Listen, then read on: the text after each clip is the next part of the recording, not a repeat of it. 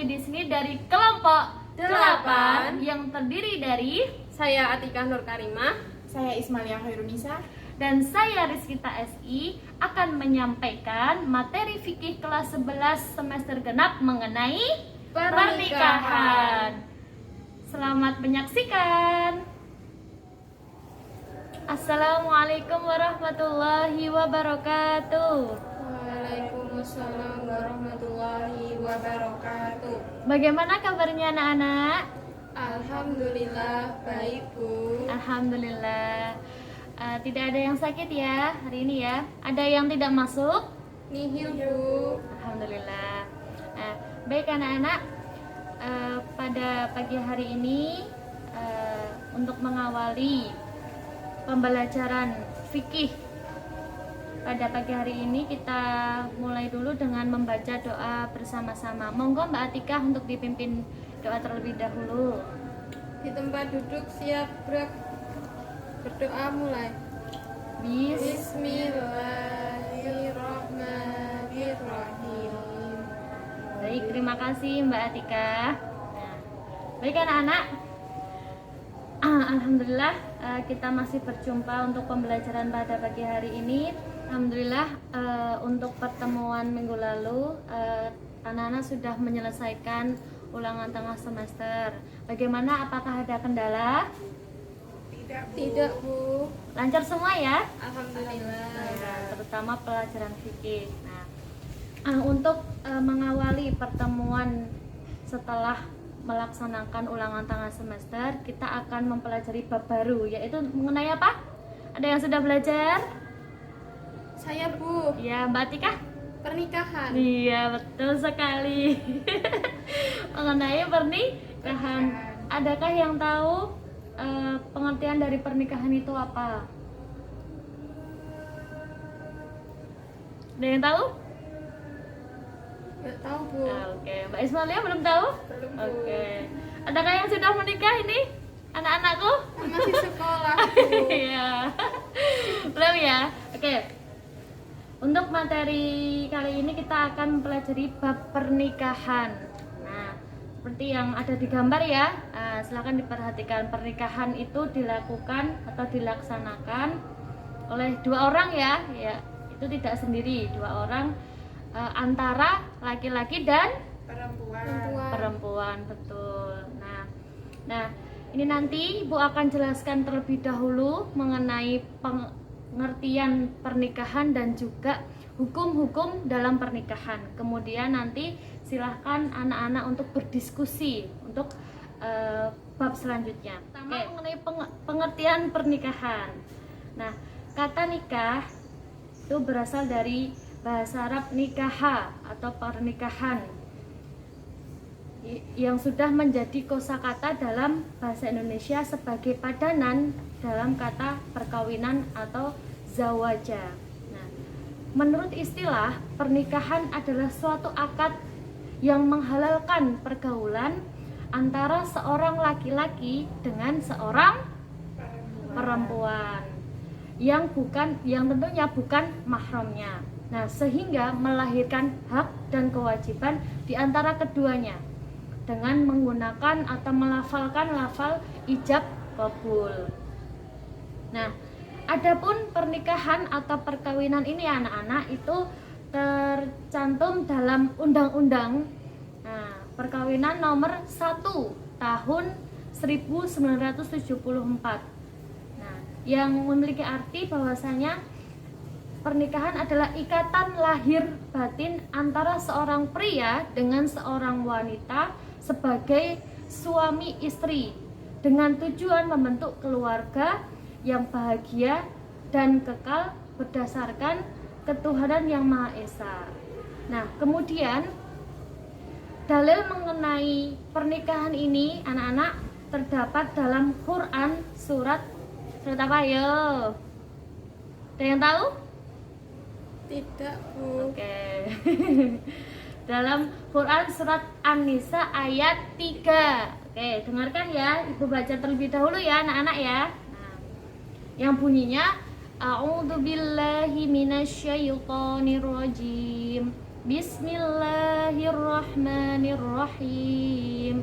Wa in khiftum alla tuqsitu fil yatama fankihu ma qabalakum minan nisa'i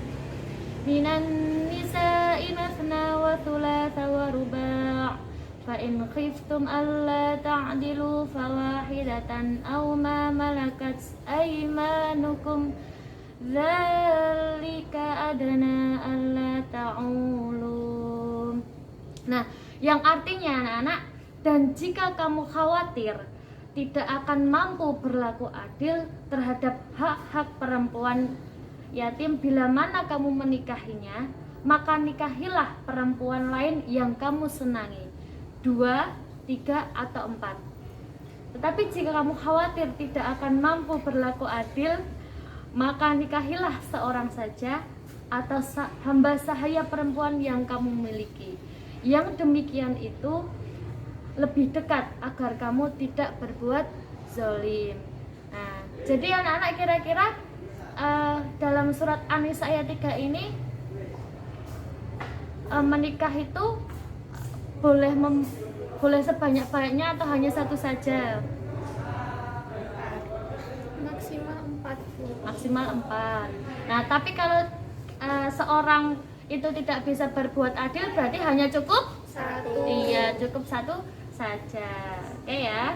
Nah, itu tadi pengertian pernikahan ya. Jadi membangun hubungan yang baru, ikatan yang baru antara laki-laki dan perempuan. Kira-kira kalau pernikahan itu dilaksanakan 2 orang laki-laki, boleh nggak? Tidak, Bu. Tidak.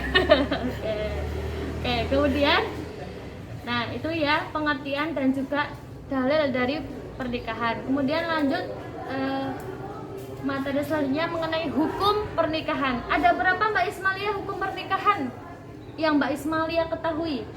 5. Nah, apa saja? Wajib. Iya betul, wajib. Sunnah. Makruh. Kemudian? Mubah. Oke, satu lagi Mbak?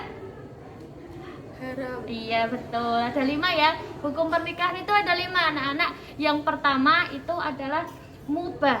Nah, mubah ini berlaku bagi seseorang yang tidak terdesak oleh alasan-alasan yang mewajibkan seseorang itu untuk melakukan pernikahan. Nah, jadi hukumnya mubah atau boleh. Nah, jadi dia mau menikah atau tidak, nah itu belum menjadi kewajibannya. Kemudian hukum yang kedua dari pernikahan adalah sunnah anak-anak, yaitu hukum ini berlaku bagi seseorang yang sudah memiliki bekal untuk hidup berkeluarga. Nah, mampu secara jasmani dan rohani untuk kehidupan berumah tangga. Nah, kemudian hukum yang ketiga anak-anak yaitu hukumnya wajib. Nah, wajib ini berlaku bagi seseorang yang telah mencapai kedewasaan jasmani maupun rohani. Nah, sudah memiliki bekal untuk menafkahi istri ataupun keluarganya nanti. Dan di sisi lain, seseorang itu khawatir bila dirinya akan terjerumus dalam perzinahan atau kekejian. Maka hukumnya apa tadi anak-anak? Wajib, betul sekali. Kemudian hukum yang keempat anak-anak itu hukumnya makruh. Nah, hukum makruh ini berlaku bagi seseorang yang belum memiliki bekal untuk berkeluarga anak-anak. Jadi meskipun dia sudah kuat secara fisik, nah tapi dia belum mampu untuk membiayai keluarganya, maka hukumnya makruh. Nah, nanti anak-anaknya mau dikasih apa kalau dia belum bekerja? Nah, dia belum bekerja, belum memiliki apa-apa ya. Jadi hukumnya makruh. Kemudian yang terakhir adalah hukum pernikahan adalah haram anak-anak. Nah, hukum pernikahan menjadi haram apabila seseorang itu menikah dengan tujuan untuk apa? Hanya untuk menyakiti sang istri, menyakiti keluarganya. Nah, jadi itu menjadi haram. Dan pernikahan itu hanya untuk permainan saja, tidak untuk serius. Nah, untuk berkeluarga secara utuh gitu. Nah, itu hukumnya haram. Nah, jadi itu tadi anak-anak ada 5 mengenai hukum pernikahan. Nah, kemudian untuk materi selanjutnya mengenai rukun, syarat, pembagian mahram, macam-macam pernikahan terlarang dan juga hikmahnya, ibu akan membagi anak-anak menjadi 2 kelompok. Nah, untuk kelompok yang pertama yaitu membahas mengenai rukun, syarat dan juga pembagian mahram pernikahan. Kemudian untuk kelompok yang kedua membahas mengenai macam-macam pernikahan yang terlarang dan juga hikmah dari pernikahan itu sendiri. Oke, silahkan berdiskusi terlebih dahulu. Nah, nanti silahkan setiap kelompok untuk mempresentasikan hasil diskusinya. Itu saja ya anak-anak, silahkan diskusi terlebih dahulu. Baik, Berikan waktu. Baik, Bu. Ya, terima kasih. Baik anak-anak, apakah sudah selesai? Sudah, Bu. Oke, baik, untuk presentasi yang pertama silahkan dari kelompok 1. Silahkan untuk Mbak Atika. Baik, Bu. Baik, saya perwakilan dari kelompok 1 di sini akan menyampaikan tentang yang pertama rukun dan juga syarat nikah.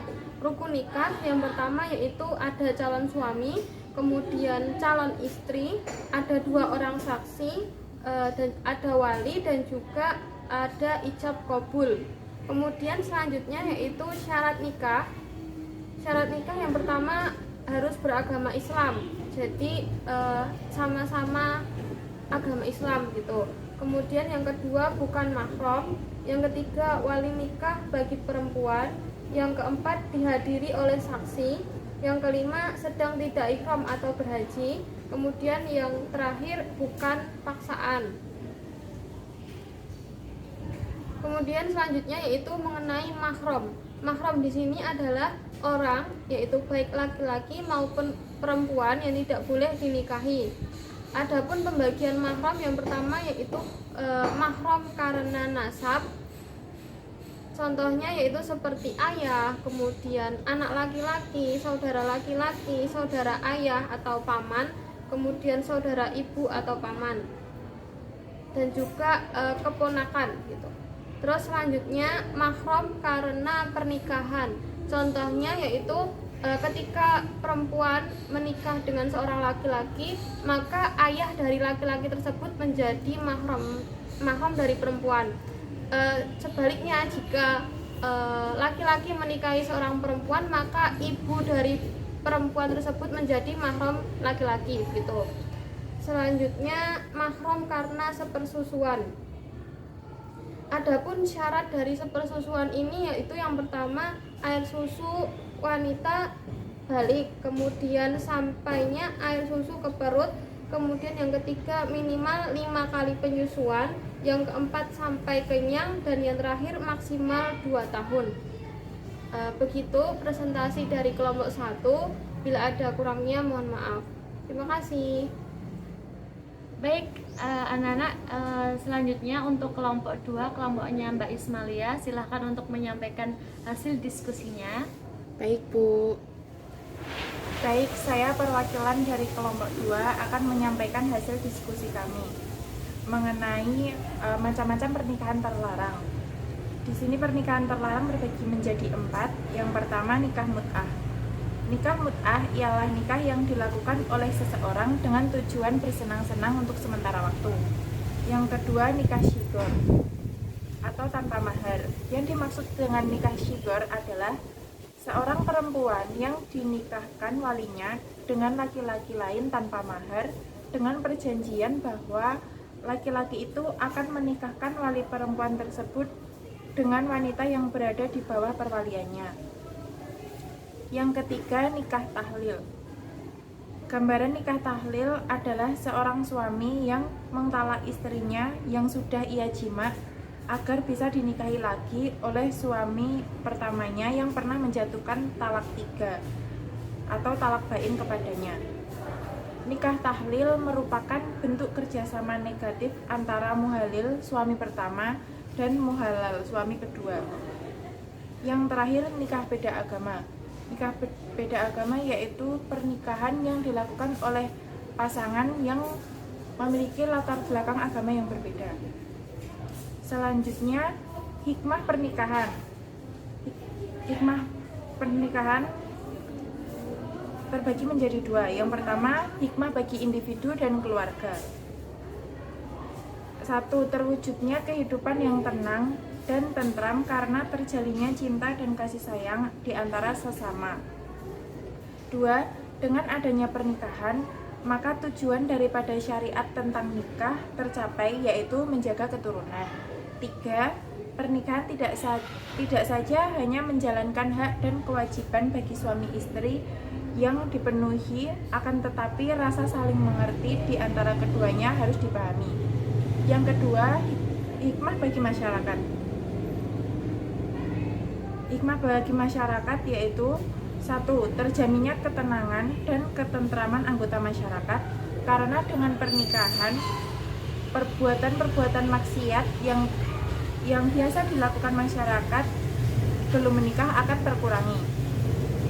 Yang kedua, dapat memperkuat tali persaudaraan dan menumbuhkan rasa cinta dan kasih serta tolong-menolong di antara masyarakat.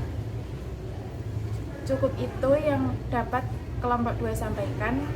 Kurang lebihnya mohon maaf. Terima kasih.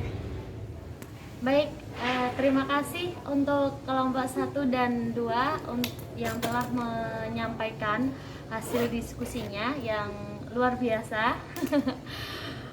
Baik, akan Ibu simpulkan mengenai apa yang telah kita pelajari, yang telah anak-anak kelompok 1 dan 2 sampaikan. Nah, jadi mengenai syarat dan rukun nikah tadi, bahwasanya di dalam pernikahan itu juga harus ada seperangkat rukun dan syaratnya anak-anak. Jadi tidak hanya